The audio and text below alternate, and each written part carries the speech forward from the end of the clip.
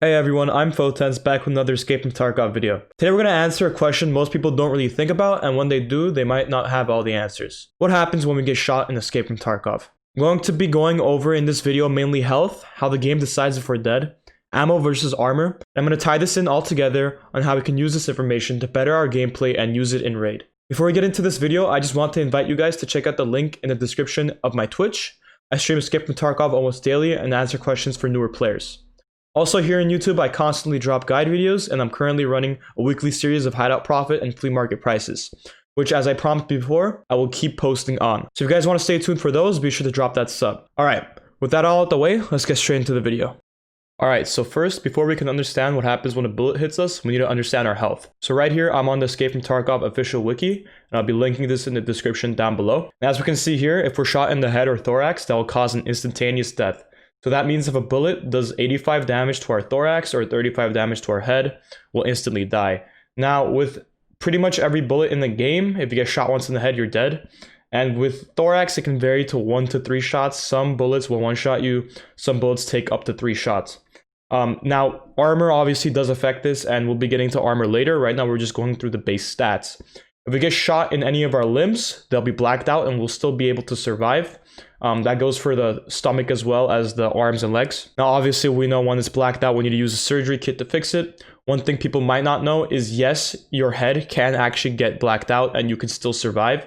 If the bleed effect does cause your head to zero out, you will still survive, but if your thorax gets zeroed out from a bleed, you will die instantly. That can be from a light bleed or a heavy bleed, it doesn't matter. So some of you might be thinking, well, what causes us to have fractures? What causes us to have bleeds?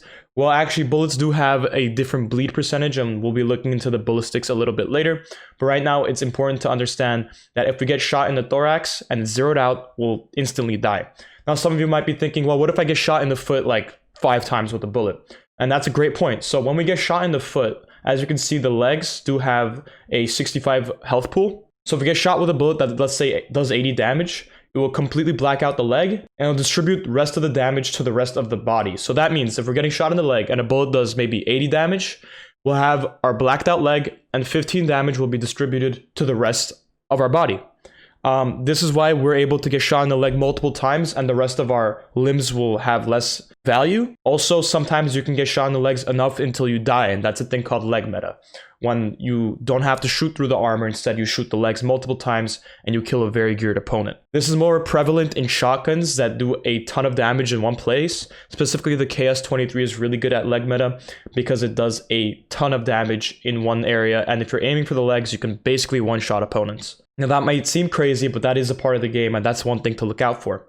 As you guys can read right here, the different zeroed out effects vary. You know, legs, you won't be able to run, arms, you'll not be able to aim in as quick, stuff like that. Obviously, head and thorax, you'll die instantly.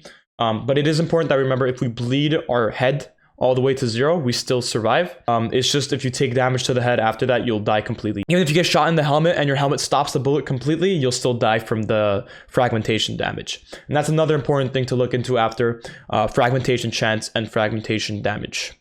All right, here we're on the table of ballistics, and I want you guys to pay close attention to the 545x39 BS ammo. Now, earlier I was talking about fragmentation, and as we can see, different bullets have different fragmentation chance. For the BS ammo, we have a 17% fragmentation chance. So basically what that means is if you get shot in the armor and the bullet has a chance to fragment, and if it does, it'll do the double damage. So you can get unlucky and get one-shot by bullets that are not supposed to one-shot you. Also, as we can see here, for different types of bullets, there's a higher percentage of light and heavy bleeds. Obviously, for the BS, we don't have a light or a heavy bleed value. And for the better penetrating bullets, most of the time, you don't have light or heavy bleed values. But if we go down to maybe some of the 9mm, as you guys can see, right here for the Quake makers, and even for the RIP rounds, we have light and heavy bleed values, and we even have fragmentation chance of RIP of 100%. Now, the 100% fragmentation might sound like a crazy amount, especially because the RIP does 100 damage, but you have to understand that if you're wearing armor, the chances of a RIP penetrating are almost none. Their RIP is not going to penetrate any type of armor, actually. So that's whenever armor does come into play, and armor does affect you getting shot a ton, and I'll be explaining that shortly. But before we explain armor, we need to understand the bleed chances and as well as the fragmentation chances. Alright, so right now if you're thinking, well, doesn't that kind of suck the way if we just get shot, we just start bleeding heavily? Well, actually, there's skills for that. So as we can see here, if you go to your main PMC, go to character, press on skills. Here is your endurance, strength, vitality, stuff like that. These are all your character skills. And one of the character skills happens to be vitality, decreasing the chance of bleeding. So the higher you have this ability, the lower the chances of your bleeds will be. So when you get shot, there'll be a lower chance of you opening a wound and bleeding.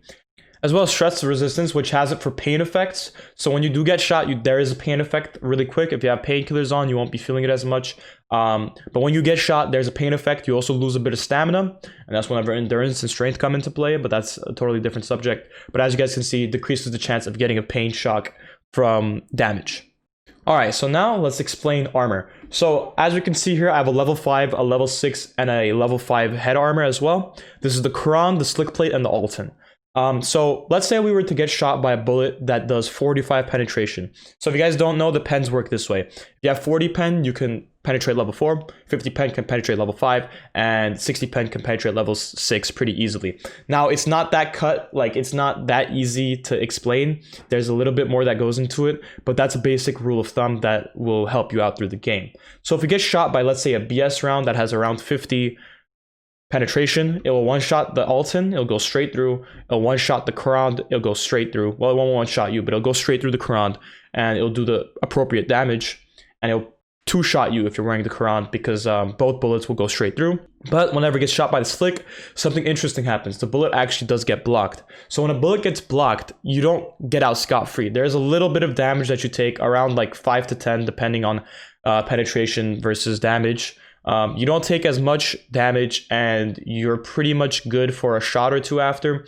As obviously, the more you get shot in your armor, the more it deteriorates and the higher chance of it penetrating. That's a subject for a different video. I am planning on making armor versus ammo. This is mainly on what happens when we get shot and die. So if we're to get shot by this slick plate with the BS rounds, one bullet we can take and we'll survive. 2 bullets we might be able to take. The third one will probably get through. So you will be taking that extra damage, and if there's a fragmentation, you'll die instantly. But if you get shot basically in the chest with a BS round, you'll be absolutely fine. So even if we're wearing the slick plate and the Alton, and like I was saying, we get shot in the legs, the leg damage negates our armor completely because it's going straight to our legs, right? We're not aiming for the thorax, we're not aiming for the head. So that's when you run into a problem. That's whenever, sometimes shotguns can take out your legs pretty easily because they spread. And that's whenever your armor might not even matter. So that's whenever you might want to kill them before they kill you if they're using some shotgun or KS-23, if that's what they're planning on doing. Because that is deadly, and I have killed many opponents in that way, and it's pretty funny when it happens. But not funny when it happens to you. So watch out for that. Alright, so as I was talking about vitality, so once you level up vitality to its max level, there actually is an elite skill that stops bleeds completely on their own. So as we can read here, elite level, all bleeding stop on their own. No, this means after bleeding occurs, the bleeding will stop after a few seconds. So if you have this maxed out, that's actual huge news. That means you won't even have to pay attention to your bleeds and they'll fix by themselves. Now, I don't know many people that do get their vitality maxed out. It is very hard to max out. As you guys saw, my vitality was only, I think like level 6 or level 7. It's not an easy skill to max out because to get it leveled up, you need to get shot a bunch. So you need to be playing a bunch of raids. And I don't know about you guys, but I don't like getting shot. So that's maybe a skill that leveling up isn't what you want to do. All right, with that said, let's pay attention to stress resistance. So stress resistance does have an elite skill as well. It's called Berserk mode. So Berserk mode, whenever you're low on health, you will gain an extra speed boost in those few seconds that you're low on health and you just got shot. So this goes along with the pain shock. You won't be feeling any pain shock. As you guys can see, if you're at elite level, it's minus 50% of chance of getting a pain shock, and that's huge news. But the only way to raise this is by breaking, falling your legs, being on low health, and having the pain debuff, so getting shot or falling. And those are the main ways to level up your stress resistance, and it can help you in gunfights at times. Alright, with all that said, hopefully this video helped you guys out.